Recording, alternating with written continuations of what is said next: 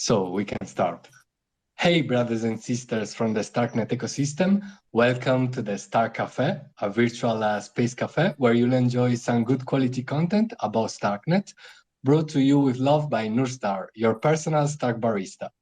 So, my friends, while yesterday we drank a very centric NFT coffee, today we are brewing some cool DeFi stuff, as I have the pleasure to host the builders behind AVNU, formerly known as Alpha Road, which is an all-round DeFi platform that is working on different DeFi primitives that we'll be hearing a lot during this Star Cafe.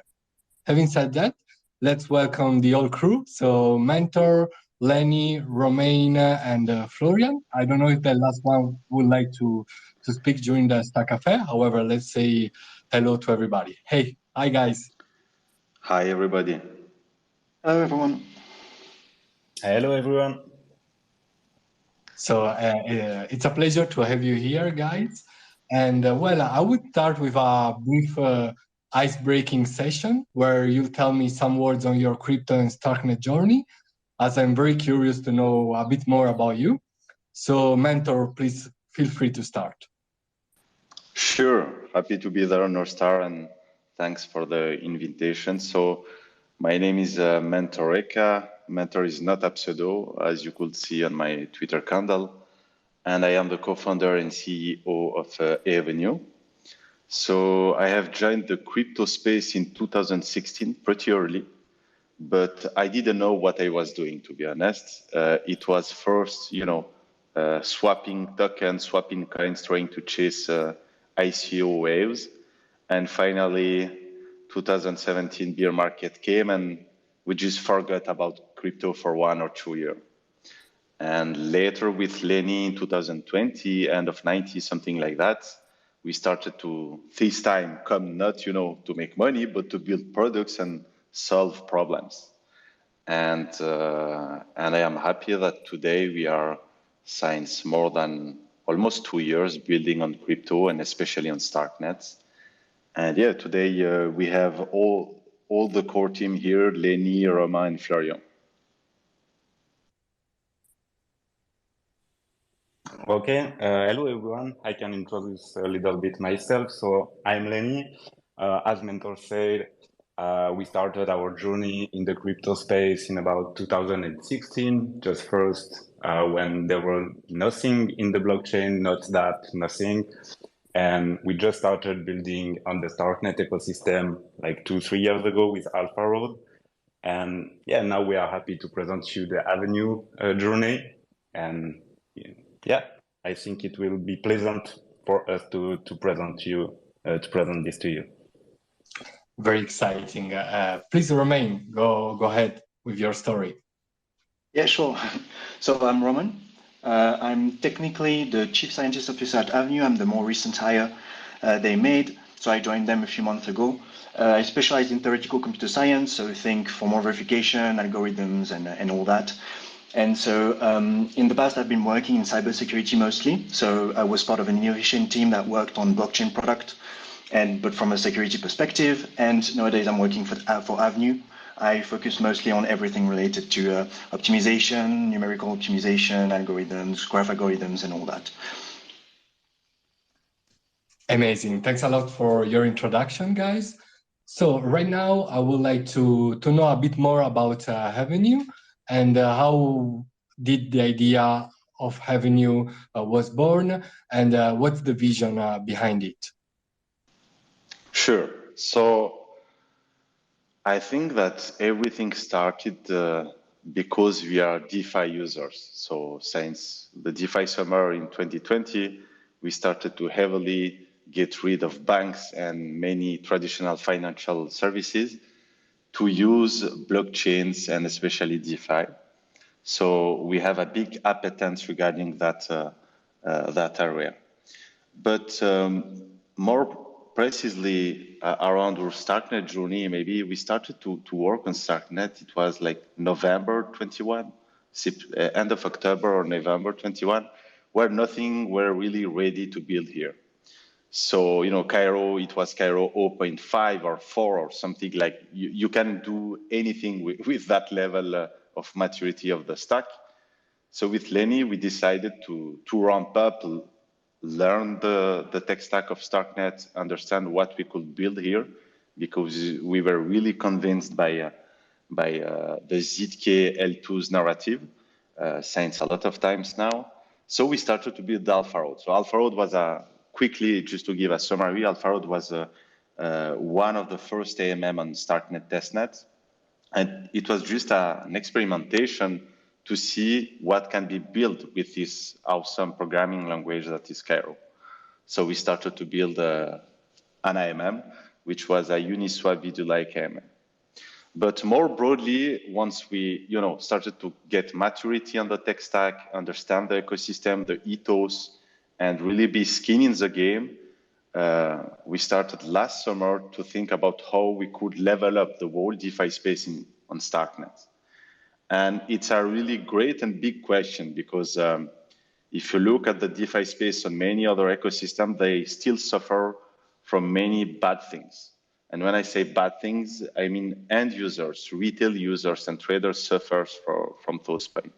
And those points includes high gas fees, no MEV protection, high slippage, and so on, impermanent losses, all of that.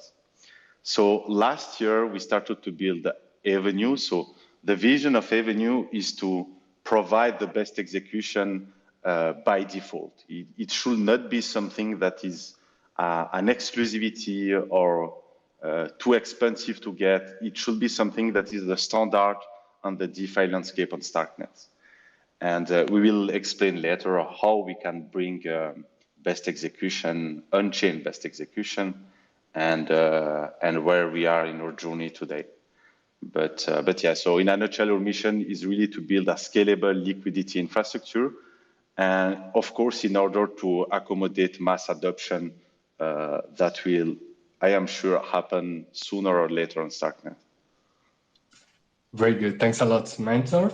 And it's a pleasure to see such innovation going on around the Starknet DeFi scene. I'm also like one of the survivor of DeFi summer.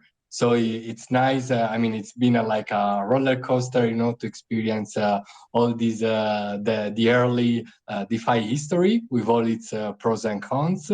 And yeah, and I'm very excited right now to see how DeFi will develop itself and its own scene on Starknet, also due to all the possibilities that account abstraction and storage proofs can bring to the space.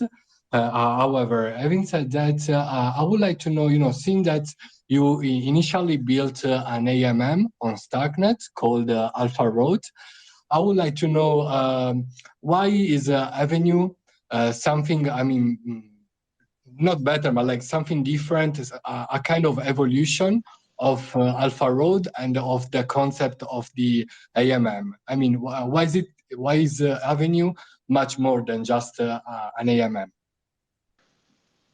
That's a really good question. So you can say it's way better than an AMM in the sense that we try to leverage, minimize the drawbacks of all liquidity sources we ingest while maximizing their benefits. So in other words, you can see AVNU as a layer up or as a layer down. It depends on how you look at things. But as your entry point to liquidity on Starknet, because really our mission is to gather all on-chain liquidity, but also off-chain liquidity. So the main point here is how you could onboard as much as possible people without making them lose money when they try to swap tokens. And that seems a simple problem, but in fact, it's a really complex problem. And our vision is that we can offer that by basically merging diverse kind of liquidity sources. And in our context today, we have developed natively in Cairo both a DEX aggregator, which basically gather and leverage all available liquidity on different AMMs on Starknet, and an RFQ system, which is a request for quote system, where basically we onboard professional trading firms like market makers to quote on the market. So it's not that it's better, it's just a completely different product. If you want tomorrow to swap money on Starknet and you want to have the best prices, but also a great UX and a safe environment, AVNU will be your go-to place, basically. And in our products and in our vision, we don't attract liquidity, which is the main purpose of IMMs. You know, IMMs have been a really big innovation in the DeFi space because it was, for centuries maybe, the first time in human history that a technology enabled decentralized, trustless, and censorship-resistant value exchange, but at a small scale. Meaning that today, if you try to swap, on IMMs available on Starknet, more than one ETH, even sometimes less, you lose money. Of course, virtually, but you lose money. So it's not a solution that we can leverage to onboard more and more people. And that's where basically we enter the game. Very good. Thanks a lot. I would like to go a bit deeper into these ways that you would like to experiment with AVNU in order to solve DeFi common problems. And I would like to know, you've been mentioning a lot the term best execution. So I would like to know a bit more about that. What is it? What do you mean by that? How does it work? And how do you plan on achieving it on Starknet? Yeah, so I'll take that one. So for us at AVNU, best execution really is a property of a transaction. So what we mean by that is getting essentially the best outcome out of your transaction. Now, the thing that is very subtle is that this notion of best execution is really tied also to your context and constraint that you may have as a user. So to give an example, let's say that you want to trade, for example, a pair of tokens, so token A to token B. And so you want to do it in a very simple way. You want to have a very good or seamless user experience. You want to just have to click a button, for example, and you also want to do it right now. Like you don't want to wait because, for example, you need that token B, or you think that it's the best swap rate that you could get at that time. So typically for that scenario, what you may use is tools like a DEX aggregator, for example, or you might go directly on an AMM to do the swap directly. And that's perfectly fine. Now, let's consider a slightly different scenario where basically what you do is we relax the time constraint that you had, and we say that you are willing to wait, for example, a week, provided that you get a better swap rate. For example, you say you assume that maybe on Wednesday, I don't know, you're going to get a better swap rates than you would have on Monday, let's say. So for this different scenario, you have other tools to do that. For example, you could use a limit order, for example, or what you could do is if you're a more advanced trader, you could use some metrics or some data analysis to decide that on Wednesday, an event's going to happen and you know that you will use the DEX aggregator, for example, on Wednesday, and you'll get a better trade than you would have today. And so what I'm trying to illustrate here is that these different scenarios, these different constraints, you have different tools to solve your problem. And so really this is what we're trying to do with AVNU. It's to bring you all the different tools that you might use, that you might have to use for your different context, your different constraints, and allow you to combine them in an elegant and efficient way to get the best execution overall. Because we don't think that there is a single tool that you can use to achieve the best execution always. You need to do some trade-offs. It's like in computer science, it's a very common theme to have trade-offs in systems. And so that's how we think at AVNU, and we think that we need to build a whole ecosystem of tools that you can use very easily to get the best execution across the whole across your context, or your environment. Awesome. Thanks a lot, Romain.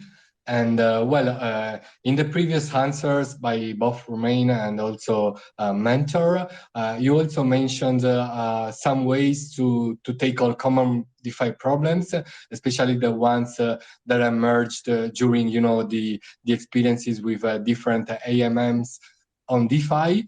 And I'm talking about like issues such as temporary loss, exploits, MEVs, and stuff like that. So could you go a bit more deeper in the detail?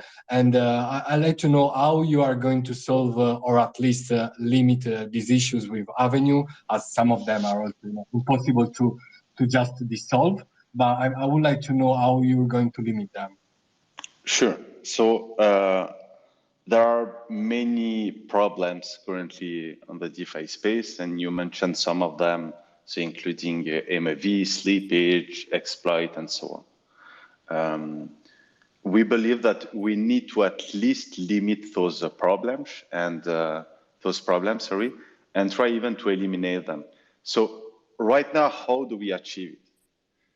If you look at what Starknet did, so Starkware behind Starknet, instead of bringing EOA on Starknet, they said, no, something is broken in the UX on other L1s. We're going to challenge that and build account abstraction natively. So it's a bit the same thing with our MAV protection design. And it's basically an implied solution by providing an RFQ system. I can explain later how does an RFQ system work, but basically you can see it as an automated OTC deal between two counterparties. So by design, there is no sandwich attack or front-run attack possible. And that's the kind of MAV protection we can provide.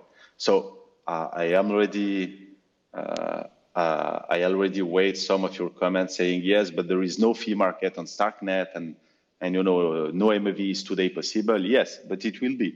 And it will be by end of this year. And our mission, our goal, and even our approach as a company is to anticipate problems, not to react to them. And that's why day one with our testnet, we have a system, which is a RFQ system that provides basically a really great way to trade assets while protecting you against MAV. Regarding slippage, is the same thing. When your trade is filled by an RFQ system, you have no slippage, which is by design something you inherit from a DEX aggregator, even if it's limited in certain way, but you still have slippage and things like that. Awesome. Well, before going deeper into the concept of RFQ systems, I'd like to know, I would like some of you to refresh the concept of DEX aggregator and its functioning. What is it? How it works? For those listeners who are still not very familiar with DeFi. Yeah.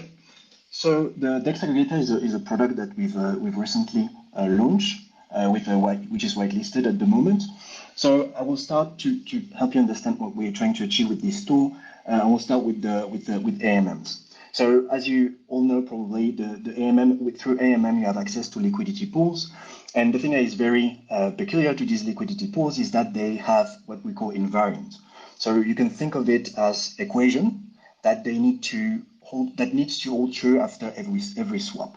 So this translates to the fact that when you're going to swap a certain amount of token on a given pool, then the amount of token that you put in is going to impact the price that you get in the end. So as you try to trade more token on a given pool, your swap rate basically is going to be to get worse. So that's for most AMM, they work like that. We do have some exotic AMM that are a bit different, but most of them work this way. So the thing is that with these AMM, with this price impact, the thing is that in most scenarios, it's better to actually split your trade amongst different pools as to minimize the price impact that you have on a single given pool. So if you had access, for example, to two pools that supported your trade, so say again that you wanted to trade a token A for a token B, you had two pools available, then most of the time it's better to split your trade amongst the different pool. You could send, for example, 60% on one pool and 40% on the other pool. Now, with that in mind, there is also a lot of different complexity that comes with these AMM. The first one is that they are quite segregated. Like you have access through a single AMM, you have access to a certain subset of all the liquidity pools that are available on the network, which is very inconvenient if you want to do trade splits because you don't have access through a single AMM to all the pools that are available. Most of the time also they support only direct swap. So they only allow you to use a single pool, and they abstract that concept so that you cannot do it through the interface to split the trade. And you also have another issue, which is, say that you wanted to trade a token A for token C this time, and an AMM doesn't support that pair of token because they don't have a pool to do that, but you know that there are a pool that go from A to B and then B to C, then you could use that, but you cannot do it in a single step, and you have to do it manually, do a first transaction that go from A to B and then one that go from B to C. So that's also something that is very inconvenient most of the time. So with the DEX aggregator, what we do essentially, so this is a system that map the whole landscape of all the liquidity that is available, all the pools that are available on the blockchain. And what we do is we build a big graph where the vertices are the pools. And what we do is we put an edge in between two vertices when they have a token in common. So this graph illustrates essentially all the different paths that you could use to go from a given token to another one. And so going from that graph, what we do is we generate, so say again that you want to trade a token A for a token B. What we do is we generate all the possible paths from that graph that go from token A to token B. And then what we do is we run different type of numerical optimization to search for the best path that would yield essentially the most amount of token out. So there are a few things that are very interesting with that system. The first one, which is very easy to see, is that since we are aggregating all the pools that are available on the blockchain, then by going through us, we offer you a single entry point to every swap possible that you would have had access if you went on the different exchanges. So if you went on the different exchanges manually, then you could have access essentially to all the liquidity pools available, but through a DEX aggregator, you have a single entry point to that. Another thing that is very interesting is that we are capable of doing trade splits, because now we have access to all these pools and we can say, okay, we want to send, for example, 60% on that pool, and then coming out, we want to send again 30% on another pool. So we also support multi-hops routing, and that way we are capable of generating much more token out than what you would have gotten from using a direct swap. Another thing that is very interesting is to see that when we generate all the paths that are going from A to B, we are also, as a subset of this path, generating the direct swaps path. So the path that you would have gotten if you went on a given AMM, for example. So since we are searching for the best solution amongst all these paths, we are also considering this direct path.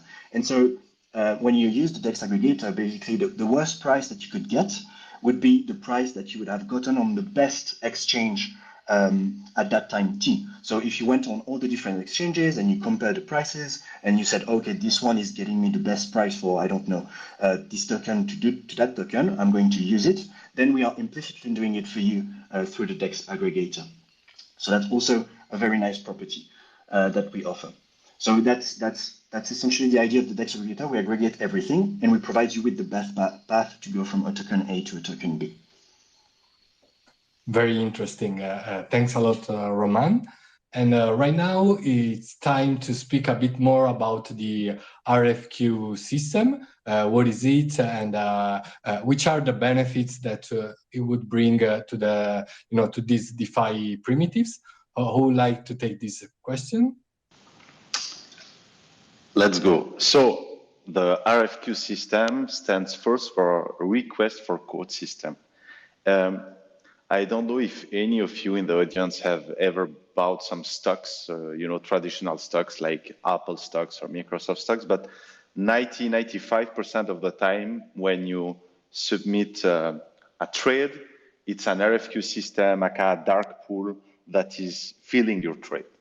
And why this system is great in many aspects, even if it has his own drawbacks, it's really elegant and great because you can see a request for quote system, as I said earlier, as an OTC deal between two counterparties. One of the counterparty is a retail trader, and the other one is a market maker. So every time, let's say you want to trade, I don't know, you want to swap one BTC against some ETH, under the hood and really, really quickly, like under 1 second, we open an auction with our network of market makers, and we ask them to provide the best quote they can provide. At the end of the flow, we just forward you the best quote, and that is done off-chain. That's why we have a great UX. But the settlement of this trade is always done on-chain. That's why it's a trustless and guaranteed execution trade when you go through an RFQ system. But you have many other benefits of an RFQ system.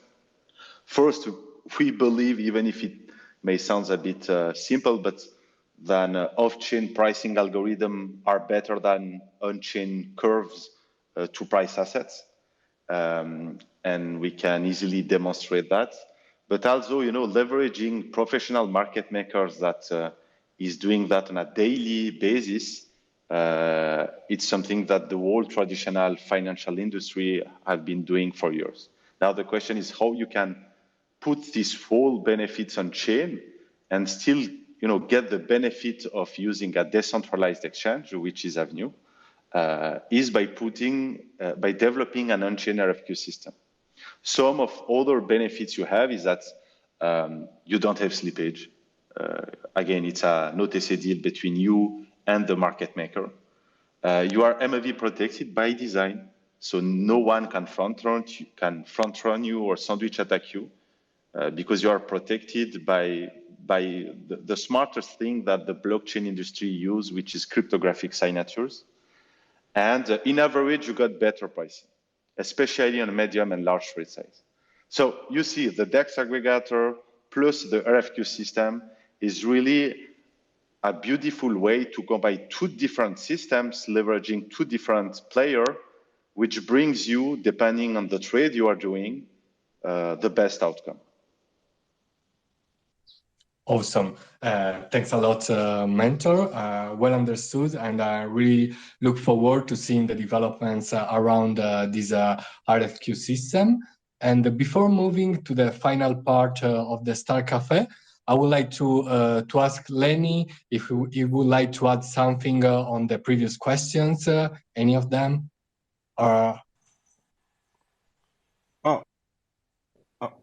I think Mentor and Roman speak a lot about our RFQ and DEX aggregator system. Maybe if I could just add a little thing, that we are building a lot of different things, and we have a lot of different things that are coming, that we are bringing to the Starknet ecosystem, and we are not just an RFQ system and a DEX aggregator, but more like a big real liquidity infrastructure. Great, thanks, Lenny. Well, before asking you for the last question on my side, I would already ask the public if there's somebody from the audience who would like to ask the team from AVNU an interesting question. Please feel free to send me a request to speak, and I'll be glad to grant you that. In the meanwhile, I will ask you guys from AVNU the last question, which is about the future. I mean, I would love to know if you can say some spoilers about the future developments of AVNU. Yeah, we do have a few things.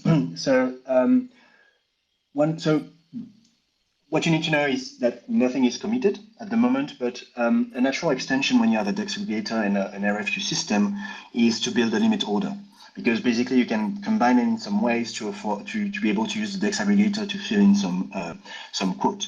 So that's one direction that we are considering at the moment, and another one which is a bit different from existing product is that as we've built these systems, we've seen that we were gathering a lot of very meaningful information from the blockchain. Typically, with the DEX aggregator, I mentioned that we are building this whole landscape of all the liquidity available on the chain, all the liquidity pools, and so we've seen that this information might be very valuable for a lot of users. User ranging from I would say a standard normal user that just wants to decide when to trade to get the best out of their trade, but also more advanced user that wants to be able to say deploy a new pool and decide what's the best pair of token support, because we've seen when we were talking about the DEX aggregator that it's always better to split the trades, and so it might be a very good idea to create a new pool if you know that there are just a single pool available for a given pair of token. And so in order to take these decisions, we think that we need to have a lot of data available. And so since we are already gathering it from by 3D systems, we wanted to make that available to the community as well, so that they can make much more informed decisions when they want to trade on the blockchain. So that's also something that is that we are discussing internally, and you might have more info. We might give you more information in the future. Okay, thanks a lot, Roman. We'll stay very tuned for the future developments of AVNU. Really looking forward to it. However, we have a question from the audience, and it is coming from none other than our big friend Gurka.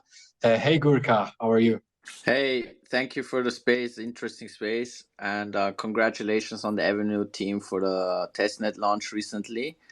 So I've got two questions. One would be actually more a little bit simple, and the other might be a little bit more sophisticated, so to speak. So the first question would be, when you onboard the market makers, will they literally bridge all their funds onto Starknet? That's a simple question, so to speak. And the second question is, are there any capabilities of, like, for example, an order type on on-chain TWAP? Is it possible? And that would be my question, actually. I will take this one. Mr. Gurka, happy to see you there, sir. So first question was around the limiter order, right? No, sorry. Was around market makers. Correct. Yes, they have to bridge assets. Otherwise, you cannot build a trustless system, meaning that you need to trust someone that he will send you the fund. And we are not here to build, traditional finance on a blockchain by trusting people outside of the blockchain. So yes, they have to bring the liquidity on an AVNU pool, a multi-asset pool. And the second part of my response is no, because later we have some creative ideas on how they could achieve that without needing to immediately bridge the liquidity they are using to code with on Starknet. And I will give one part of the secret sauce of that idea is called storage proofs. Regarding the second question, to be honest, we have read about TWAP and how we could put that on chain. As for now, we don't believe there is, strong demand, especially on Starknet, as we are today building the most important primitives. But of course, it's an important topic, I think, to revisit later. Okay, cool. Thank you very much. Thanks a lot, Gurka. And speaking about Gurka, I would also like to say that we are probably having him next week at the Star Cafe to talk about the Starknet Echo dashboard and its community-driven media initiatives, which I'm also very lucky to be taking part on it. So see you next week, Gurka. And having said that, I would love to thank all our listeners for having taken some of their precious time to be here today with us at the Star Cafe. And obviously, I would also like to say a big thank you to the AVNU team. It's been an amazing Star Cafe session. I hope you enjoyed the virtual coffee. And I would love to have you back in the near future to discuss about the exciting developments around AVNU. Thanks a lot, guys.